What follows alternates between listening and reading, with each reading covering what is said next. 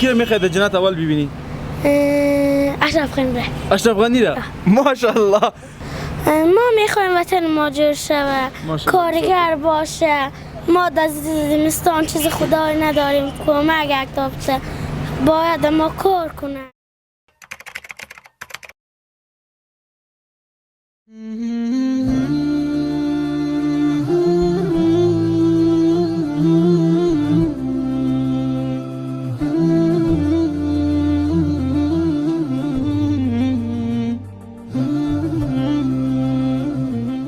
اسمتان چیست؟ محمد سلیم. بسیار خوب.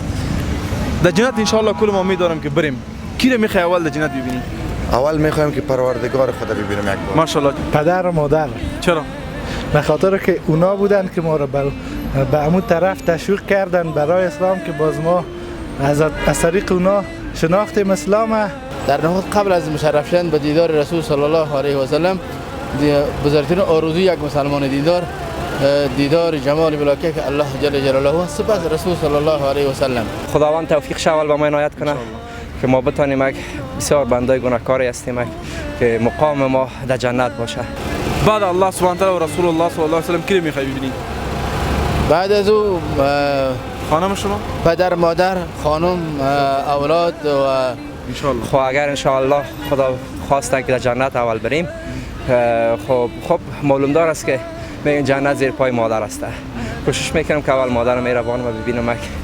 دویم کی خواد بود؟ دویم حضور پاک صلی الله علیه و سلم که محبوب الله است، باید تو را حتما ببینی، او را که نبینی هیچ امکان نداره. ماشاءالله.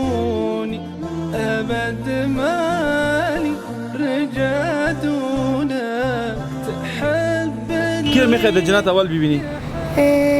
اشرف غنی را. اشرف غنی را؟ ماشاءالله. اول میخوای در جنت اشرف غنی را ببینی. در اینجا برو دیده میتونی. چرا در جنت؟ ما میخوایم وطن ما جور شوه، کارگر باشه.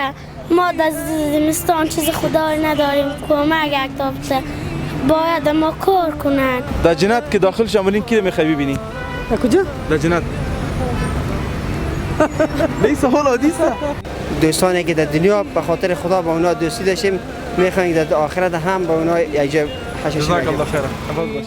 لأني صادق النية فؤادي ما عرف. کی رو میخوای در جنت اول ببینی؟ مادر و پدر. مادر پدر. مادر پدرشان زنده است؟ بسیار احترامش کو که دو جملت باش ان شاء الله. درست است؟ عباد باشی. جزاک الله خیر. سلامت. عباد باشین شما. نه وقت نیست. خب بازم بگو. نه مادر اینمیال گلام جام است. بله. من نامتان میگیرم در لیست کمک‌ها. روز شنبه برات کمک میکنم. خو یک دقیقه صبر کو. ریاض آواز که دیده خور نمبر اولی کی؟ ریاض رو دیده خور نمبر اولی که بیا زمان تو شنبه راشی. دیده خور نمبر اولی که ونتراپیل ده پاره.